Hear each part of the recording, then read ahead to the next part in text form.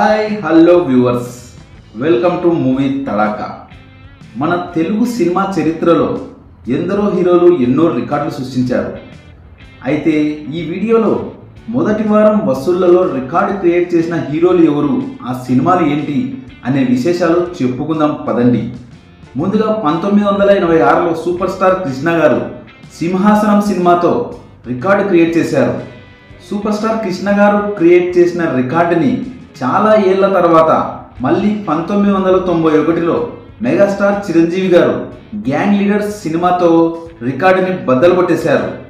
Gang leaders cinema మొదటి వారంలో 1,20,00,000కు పైగా వసూలు చేసి పాత రికార్డుని చిత్తు చేసింది.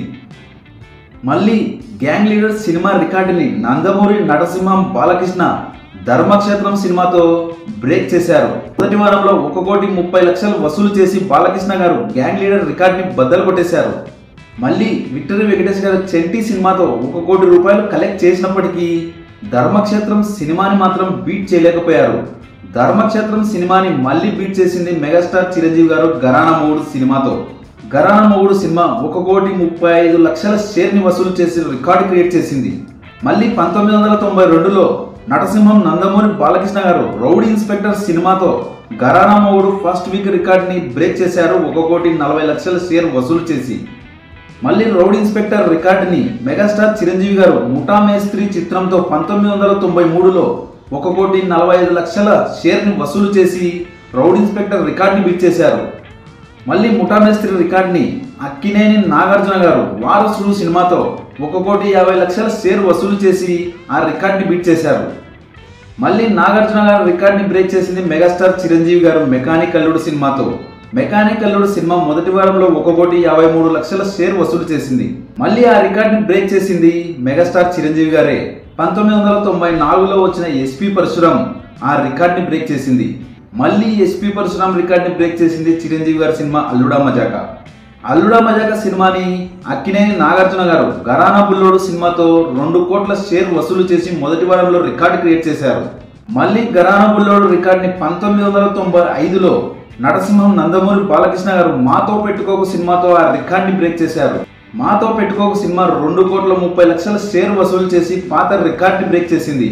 మళ్ళీ ఆ రికార్డ్ని 1996లో కింగ్ నాగార్జున గారు నిన్నే పెళ్లాడతా సినిమాతో 3 కోట్ల షేర్ వసూలు చేసి పాత రికార్డ్ని బ్రేక్ చేశారు.